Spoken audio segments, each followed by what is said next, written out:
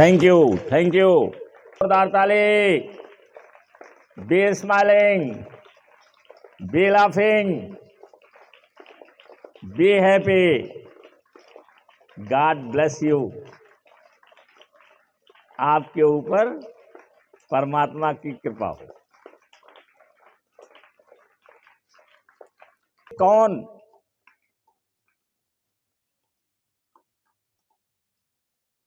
जैसे 100 लोगों से बात करोगे और 100 लोगों को सिखाओगे तो हो सकता है उसमें से कोई सीख ले। परसेंटेज है। ये तमाम महात्मा, मुनि, प्रोफेसर, साइकोलॉजिस्ट, मनोचिकित्सक, ये जितने लोग हैं इन्होंने केवल बोला ही है। 42 साल से हम भी बोल रहे हैं। जहां पढ़ाए बोलते ही गए। भाई टीचर क्या करता है? बोलता है, सिखाता है। तो हम भी 42 साल से बोल रहे हैं और पता चला कि इस 42 साल में केवल कुछ ही बच्चे हैं कि जो सफल हो गए। तो इतने लोग सामने बोल रहे हैं, सिखा रहे हैं, कहते हैं डायरी लियो, डायरी लेके बैठो, डायरी घर में लिखो।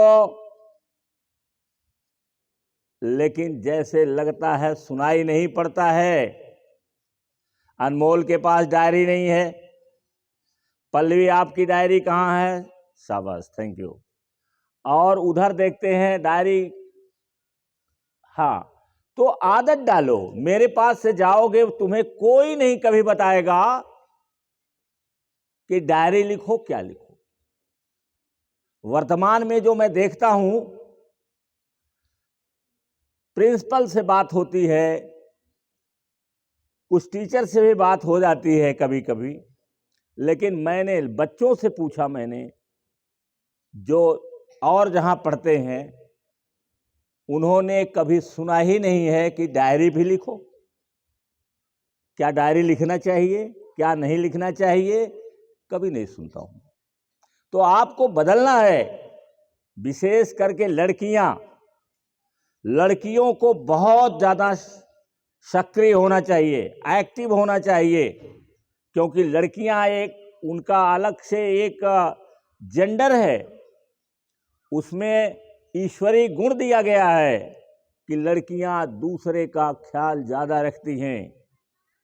लड़कियों के अंदर यह प्राकृतिक गुण है कि वो दूसरों का ख्याल ज्यादा रखती हैं। और आज के इस डिजिटल वर्ल्ड में, ग्लोबलाइजेशन में, लड़कियों के लिए जॉब बहुत बढ़िया है। उनको इधर उधर दौड़ना नहीं है। वो किसी भी कंपनी में जॉब कर सकती हैं, बशर्ते उनको आता हो, सीखी हो। अगर आप नहीं सीखे रहेंगे तो छोटा मोटा जॉब आपको मिलेगा। जैसे फ्लिपकार्ट के सामान लेकर के पीछे लाद करके दौड़ते हैं ये। इनको देखा कि नहीं देखा? सत्यम देखा? सत्यम दिखाई पड़ा? कभी मिले हो इनसे? कभी चाय पिलाओ, बोलो इनसे कि आइए जरा एक कप चाय पीजिए। देखिए रुकते हैं ये। तो आप इस समय जॉब तो सबके लिए है, लेकिन लड़कियों के लिए सुनहरा मौका है, क्योंकि ऑफिस में काम करने को मिलेगा। 50% लड़कियां अलीबाबा ने रखा है अपने कंपनी, जैकमा ने अपने कंपनी में अलीबाबा में रखा है 50% लड़कियां। चाइना की 50%। और भी अब बैंकों में अपने यहाँ भी हो गया है। और इस AI के ज़माने में, आर्टिफिशियल इंटेलिजेंस के ज़माने में, अगर आप स्किलफुल हैं, यदि आप जो है योग्य हैं, अपनी योग्यता को, एबिलिटी को और कॉम्पिटेंस को बढ़ा लिया है, तो आपको अच्छा से अच्छा जॉब मिलेगा। और अभी कंपनियां ये कम नहीं होंगी। अभी अगले 10 साल 15 साल में इन कंपनियों की और बाढ़ आएगी। अभी तो अमेज़न का नाम सुना आपने, फ्लिपकार्ट का नाम सुना, चाइना में अलीबाबा का नाम सुना, अमेरिका में अमेज़न का नाम सुना। अभी तो इतना ही सुने हो, और भी छोटी छोटी कंपनियां हैं जो ये काम को करती हैं। अगले 10 साल 15 साल में इतनी कंपनियां होंगी, कम से कम 5-6 हज़ार कंपनियां हो जाएंगी जो मार्केटिंग करेंगी, ऑनलाइन बिजनेस करेंगी। आपको केवल तैयार होना है दोनों के लिए। अगर गवर्नमेंट मिलता है तो ठीक है, अगर गवर्नमेंट में नहीं मिलता है तो प्राइवेट सेक्टर में जाओ। प्राइवेट सेक्टर में जाओगे तो तुम्हें जॉब मिल जाएगा, अच्छी वेतन भी है। प्राइवेट सेक्टर में जो इंजीनियर है, बड़ा इंजीनियर है, अनुभवी है, उसकी वेतन ज़्यादा है, अधिक वेतन पाते हैं अपेक्षाकृत किसी गवर्नमेंट सर्विस के। इनके पास वेतन है क्योंकि उनके पास पैसे हैं, वो देते हैं। योग्य आदमी को देता है कोई आदमी, अयोग्य को नहीं देता है। तो आज आपका जो टॉपिक है, हम केवल एक चीज बताना चाहते हैं, बहुत ध्यान से सुन लो। रोजाना कहता हूं, ध्यान से सुनो, अच्छे श्रोता बनो। अभी वहां गए थे, कुशीनगर में गए थे, तो उन्होंने कहा, जो गुरुजी थे, उन्होंने कहा कि आपके बच्चे अधिक स्मार्ट हैं। बोला था, सुना था कि नहीं सुना था? बोले थे ना। जबकि तुम लोग 2 प्रश्न का उत्तर नहीं दे पाए, लेकिन उन्होंने कहा कि आपके बच्चे, हमसे कहा उन्होंने कि आपके बच्चे अधिक स्मार्ट हैं। क्योंकि और लोग आते होंगे, कभी पूछते ही होंगे, तो उन्होंने देखा कि ये बच्चे जो हैं अधिक स्मार्ट हैं, ज़्यादा स्मार्ट हैं। तो प्रशंसा किया उन्होंने, हमारे लिए कहा कि तुम ऐसे गुरु को पा करके अगर नहीं सीख सकते हो। कहा था, नहीं कहा था। तो ऐसे लोग, क्योंकि खुद विद्वान हैं, नौकरी छोड़ करके गए हैं, वो भी समाज सेवा में गए हैं, लोगों की सेवा के लिए गए हैं, और वो खुद विद्वान है। देखा कैसे बोल रहे थे। तो जब आप ज़्यादा स्मार्टनेस के लिए प्रैक्टिस करोगे तो आप बन जाओगे। तो देखिए, आज मैं आपको बता रहा हूं पावर ऑफ वर्ड्स, शब्दों की क्या शक्ति है। शब्द, क्योंकि हमारे दिमाग में शब्द उत्पन्न होते हैं, हम दूसरे की बात सुनती हैं तो शब्दों के माध्यम से सुनते हैं। जैसे हम आपके पास जो बता रहे हैं, ये कैसे बता रहे हैं? शब्दों से बता रहे हैं। इसके अलावा कोई उपाय दूसरा नहीं है, दूसरा तरीका नहीं है। इसमें आर्टिफिशियल इंटेलिजेंस काम नहीं कर सकता है। इसमें तो आप बोलेंगे और दूसरा कोई सुनेगा। अब बोलने का तरीका क्या है, बोलने का उपाय क्या है, बोलने के लिए आपके पास कौन साधन है, वो है, कौन सा साधन है? बोलने का कौन सा साधन आपके पास है? आपके पास बोलने का साधन शब्द है। नहीं, कम्युनिकेशन तो ठीक है, कम्युनिकेशन स्किल है कि उन शब्दों को हम कैसे बोलें और कौन सा शब्द बोलें। कम्युनिकेशन ये सिखाता है कि शब्दों को हम चुन करके कैसे बोलें और किस शब्द को बोलें, यहां हम कौन सा शब्द प्रयोग करें, ये कम्युनिकेशन सिखाता है। क्या सिखाता है? शब्दों को चुनना सिखाता है,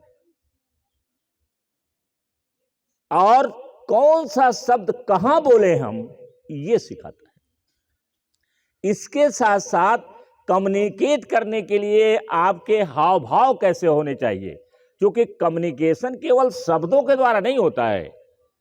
कम्युनिकेशन होता है बॉडी लैंग्वेज से। कैसे आप बोलते हैं, आपका हाव भाव कैसा होता है, आपका चेहरा कैसा बनता है, आपके हाथ कैसे रहते हैं, आपका पैर कैसे खड़ा होना कैसे आपको है कि लोग आपसे प्रभावित हो सकें, ये कम्युनिकेशन सिखाता है। और ये सिखाता है तो जान लीजिए कि ये कोई पैदाइश नहीं होती, पैदाइशी नहीं कोई होता है, इसको सीखना पड़ता है। तो सीखने के लिए धैर्य की जरूरत है, सीखने के लिए प्रैक्टिस की जरूरत है। अगर आप धैर्य नहीं रखेंगे, प्रैक्टिस नहीं करेंगे और सबसे पहले कि आप इरादा नहीं करेंगे कि मुझे नंबर 1 का कम्युनिकेटर बनना है। आप मत ध्यान दीजिए कि दूसरे के सामने हम बोलेंगे तो क्या होगा। आप हमेशा कहिए कि आई डोंट लाइक मीडियोक्रिटी। ये हमेशा अफर्मेशन चलते रहना चाहिए आपके दिमाग में कि मीडियोक्रिटी मुझे पसंद नहीं। I don't like mediocre, mediocre मुझे पसंद नहीं है। आपको पसंद क्या है? Number 1, excellent, number 1। आप बोलिए तो पहले। तो यही आपको बता रहा हूं, शब्दों की ताकत क्या है। शब्दों की ताकत यह है, the power of words.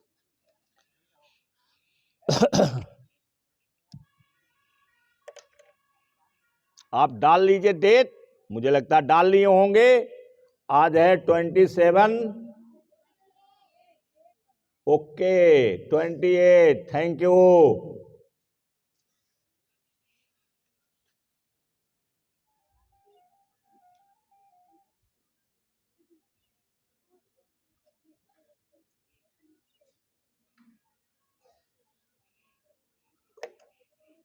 The power of word, the power of words, शब्दों की शक्ति। शब्द ही आपका निर्माण करते हैं। हमने बताया, आपको कितनी बार बताया है कि शब्द ही आपकी पर्सनैलिटी को निर्माण करते हैं, आपको सफल बनाते हैं, आपको असफल बनाते हैं, आपको कमजोर बनाते हैं, आपको लज्जालू बनाते हैं, आपको बढ़िया बोलने वाला बनाते हैं। ये कौन बनाता है? शब्द बनाता है। वो शब्द जो हमारे दिमाग में चलते हैं। इसीलिए पुराने विद्वानों ने कहा, जैसे रोम का सबसे प्रसिद्ध सम्राट मार्कस ऑरेलियस, उसने कहा जैसे सोचोगे वैसे बन जाओगे। और उसकी किताब एक लिखी हुई है, जब मैंने बताया था आपको किताब पढ़ने की आदत डालनी चाहिए। छोटी छोटी किताबें हैं, ये पढ़ डालिए। As man thinketh, as man thinketh, मतलब जैसा आदमी सोचता है, जैसा सोचते हो वैसे बन जाते हो। और आपके अंदर जो आइडिया निकलती है, जो विचार आते हैं, वो शब्दों के माध्यम से आते हैं। 2 शब्द आप ले लीजिए, तो उसे सेंटेंस में पिरोइए। आप ये कह दीजिए कि मेरे बस का नहीं है, मैं तो सवेरे उठ ही नहीं पाता, मैं नहीं उठ पाऊंगा। तो क्या आप सवेरे उठ जाएंगे? बोलिए। केवल 2 शब्द है, उसको अपने एक वाक्य में पिरो लीजिए, अर्थात उसका एक वाक्य बना लीजिए। वाक्य बनाइए और ये कहिए कि मेरे बस का नहीं है, मैं सवेरे उठ नहीं पाऊंगा। मम्मी मुझे मत जगाया करो, मेरे बस का नहीं, मैं इतनी जल्दी नहीं उठूंगा। तो क्या आप उठ जाएंगे? बोलिए, क्या आप उठ जाएंगे सवेरे? अब अगर आपने दूसरा सेंटेंस अपने दिमाग में डाला कि आई कैन डू इट, मैं कर सकता हूं इसे, मैं इसे कर सकता हूं, दुनिया का कोई काम मेरे लिए संभव नहीं है, मैं तो तुम जगाती हो 5 बजे और मैं कल से तुम्हें 4 बजे उठ करके दिखा दूंगा या दिखा दूंगी। आप देखिए, इसी वाक्य को बोलिए कि मैं 4 बजे उठ जाऊं, उठूंगा, और कहते रहिए कि मैं 4 बजे उठता हूं, क्योंकि हमारा जो ब्रेन है वो प्रेजेंट टेंस में पसंद करता है कि मैं 4 बजे उठ जाता हूं। आप इसको कहिए, देखिए आप 4 बजे उठते हैं कि नहीं उठते हैं? आप उठते हैं कि नहीं उठते हैं? तो यहां पर प्रभाव किसने डाला?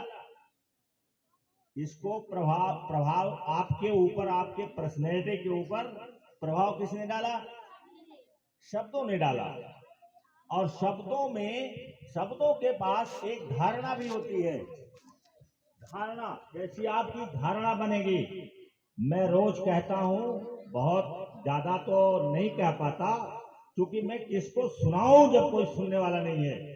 आप अपने बच्चे के लिए, और जिन बच्चों को बोला जाता हो कतई उसको ध्यान न दें। किसी बच्चे के लिए नकारात्मक शब्द मत बोलिए। हमारे यहाँ लोग क्या कहते हैं कि अरे पढ़ती नहीं है, हमारा ये बहुत बदमाश है। हमारे पास लोग आते हैं, कहते हैं कि ये बहुत बदमाश है, और एक आदमी कहे तो मान लो अपवाद है।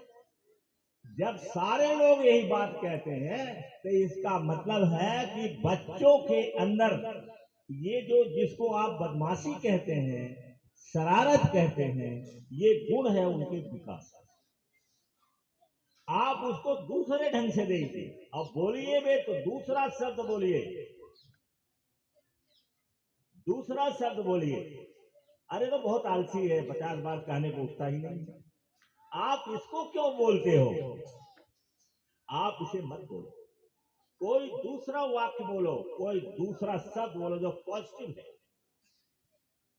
आप आशा करते हो, पहले से ही सोच लेते हो कि ये जा रहा है कहीं बीमार न पड़ जाए। नहीं नहीं नहीं, ये नहीं जाएगा। अरे कहीं रास्ते में बीमार पड़ गया, कहीं चोट लग गई, पहले ही हम निगेटिव बोलते हैं। अरे काहे को चोट लगेगी, क्यों बीमार पड़ेगा? बोलिए, क्यों बीमार पड़ेगा, क्यों चोट लग जाएगी? पॉजिटिव रहिए, पॉजिटिव रहिए। तो शब्दों के बाद धारणा बनती है। हम एक धारणा बना लेते हैं। धारणा,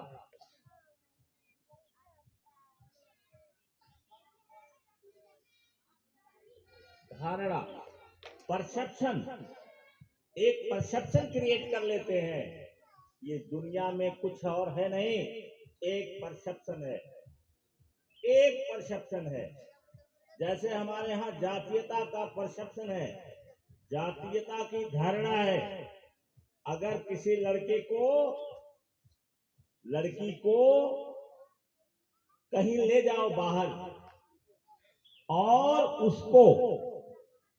उसके पास जाने मत दीजिए कि वो किस जाति और धर्म का, बोलिए नहीं, कभी कुछ मत बताइए।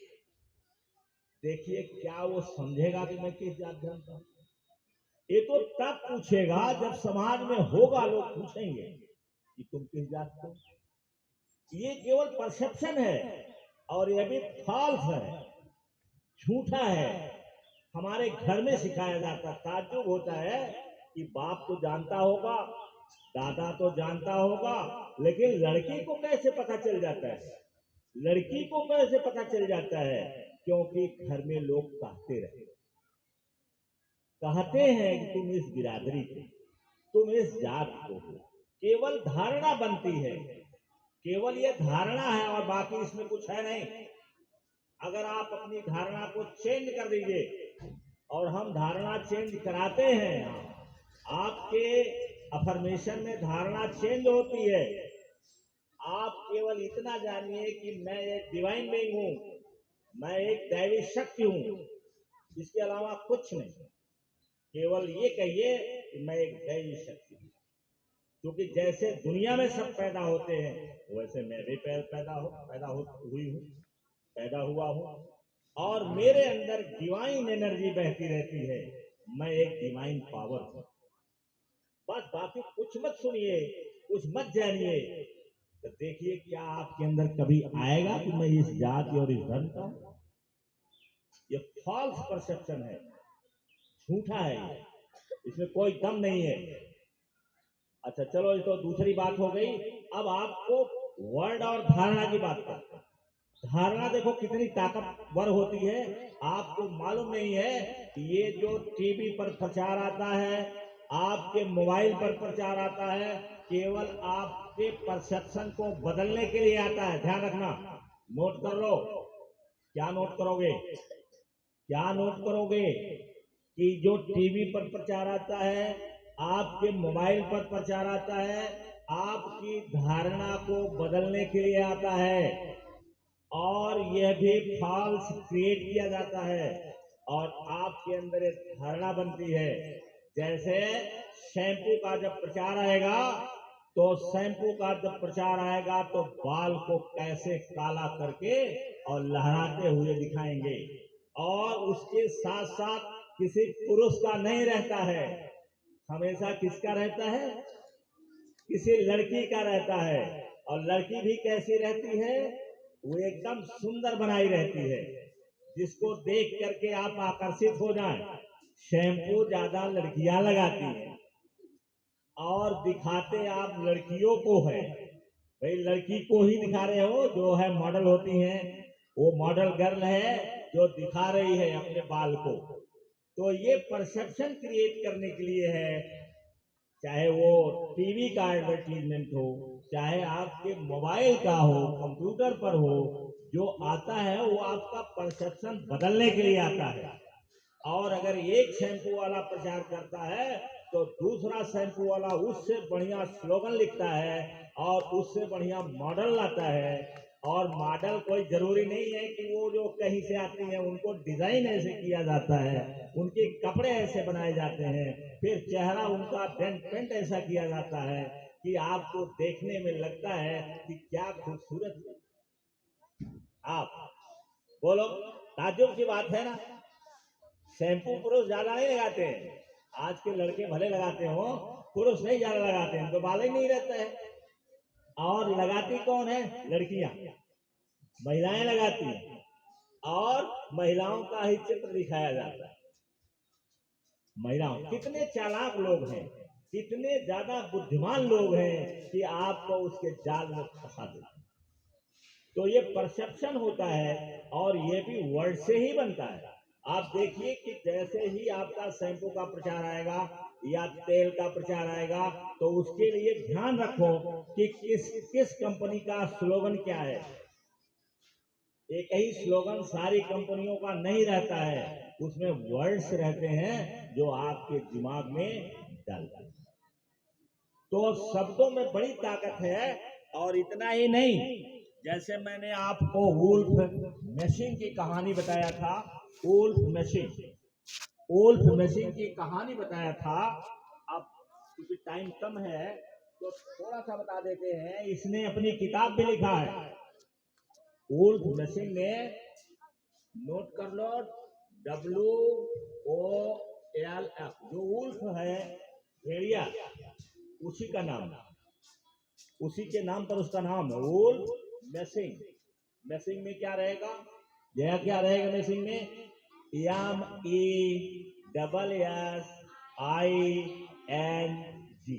Wolf Messing. वुल्फ मैसिंग कहानी क्या है वुल्फ मैसिंग की? कि वो 11 साल का लड़का है, भाग जाता है और उसके पास टिकट नहीं है, और ट्रेन के डिब्बे में सीट के नीचे घुस जाता है, और वो अपनी किताब में लिखा हुआ है अबाउट माई सेल्फ में, उसकी किताब का नाम नोट कर लो, अबाउट माई सेल्फ, अपने बारे में लिखा है। फिर बायोग्राफी भी लिखी गई है उसकी, और 651 रुपए का भारत में वो उपलब्ध है। मतलब 651, 650 रुपया में आप मान के चलिए भारत में एक किताब उपलब्ध है। जिसको पढ़ना हो वो पढ़ ले, पढ़ोगे ज्ञान बढ़ जाएगा। तो वो सीट के नीचे जब छिप जाता है और कहता है कि मुझे वो याद है, मुझे कभी भूल नहीं सकता, जब टिकट कलेक्टर टीसी वो आता है और उसका जो जूता है वो आवाज करता है, टक टक टक की आवाज करते हुए आता है, तो कहता है मेरा होश उड़ जाता है। वो मैं कभी नहीं भूल सकता। मेरा अंदर से रूह कांपना शुरू कर देता है, शरीर कांपने लगती है कि अब तो पकड़ा गया। वो भारत नहीं है, वो सब विदेश है, वहां नियम से सारे काम होते हैं, होते वहां भी दया की बात रहती है, लेकिन जैसे वो दूसरे प्रकार के लोग हैं, हम लोग थोड़ा दूसरे प्रकार। और जब वो कहता, वो भी हिटलर का जमाना है, जब हिटलर तानाशाह था कि चाहे जिसको वो फांसी दे देता था, चाहे जिसको गोली मरवा देता था, वो हिटलर के जमाने की बात है। और वो बेंच के नीचे, सीट के नीचे पड़ा हुआ है और टक टक की आवाज करता है, उसके बाद इसके होश उड़ जाते हैं। और जब उधर से आता है, कहता है यंग मैन टिकट। तो क्या कहता है, क्या कहता है? कहता है यंग मैन टिकट। अब वो घबराया हुआ है, उसके पास कोई उपाय नहीं है, कहां से टिकट देगा वो? तो एक अखबार का फटा हुआ टुकड़ा पड़ा था वहीं, उसने उठाया और उसको पकड़ा दिया, कहा ये टिकट, कहा ये टिकट। 11 साल का लड़का, वो कहता क्या है, कागज के टुकड़े को लेता है हाथ में और कहता है ये टिकट। और जब वो टिकट कलेक्टर उसको देखता है तो वो मान लेता है कि ये टिकट है और उसको पंच करता है। अब पंच करने के बाद देता है, कहता है यंग मैन, जब तुम्हारे पास टिकट है तो नीचे क्यों पड़े हो? और फिर वो बैठता है सीट पर आके और वहीं से अपनी ताकत को पहचान लेता है कि मेरे अंदर ये ताकत है। आप भी अपनी ताकत को पहचानिए, कोशिश करिए, सबके अंदर उस प्रकार की टैलेंट है। अगर वो कर लेता है ऐसा तो आप दूसरा कुछ कर सकते हो। आप सारे लोग पास ताकत है, आप मैथ में मैजिकल बन सकते हैं, आप इंग्लिश में मैजिक क्रिएट कर सकते हैं, आप साइंस में मैजिक क्रिएट कर सकते हैं। आपके अंदर पावर है, आप देखो कौन सी पावर मेरे पास है। ये हमारे यहाँ क्योंकि माताएं के पास फुर्सत नहीं है, माताएं जानती भी नहीं है कि बैठ करके अपने बच्चों को मेडिटेशन कराएं और उन्हें कहें कि अपने बारे में पता लगाओ कि तुम्हारे अंदर कौन सी टैलेंट है। और बाद में वही मशीन भाग गया। हिटलर ने उसके लिए फांसी देने के लिए, मारने के लिए इनाम रखा था कि ऐसे आदमी को पकड़ करके पहले मार डालो। उसको खतरा महसूस किया कि जब इतना बड़ा वो आदमी है, ऐसे कर सकता है तो मेरे लिए भी कुछ भी कर सकता है।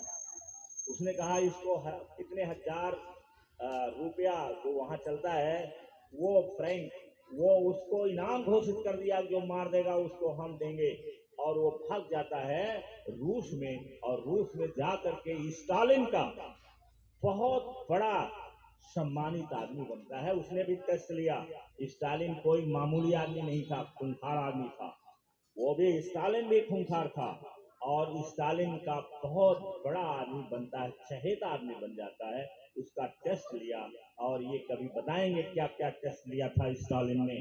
और जिनके पास किताब नहीं है तो आज आपको खरीदने की जरूरत नहीं है, ई बुक में उपलब्ध है। आपके गूगल पर जाइए और मशीन के बारे में, वुल्फ मशीन के बारे में ढूंढिए, तो वुल्फ मशीन के बारे में आपको मिल जाएगा गूगल पर। और आप चाहें तो उसे हिंदी में कन्वर्ट कर लीजिए, क्योंकि उसमें मशीनें लगी रहती हैं तुरंत कन्वर्ट करने की। अंग्रेजी को तुरंत हिंदी में या तेलुगु में, जिसमें चाहो आप क्लिक करिएगा और आपको उस भाषा में वो आ जाएगी।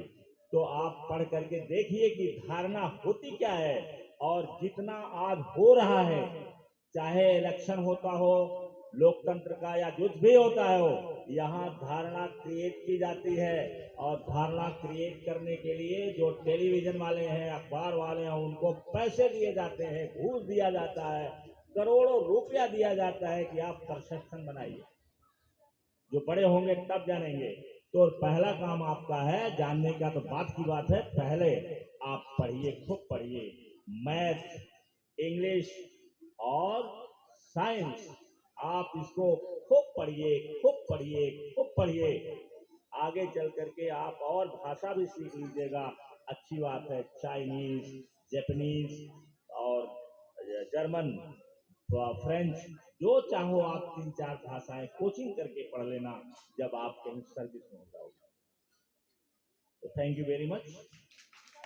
Stand up.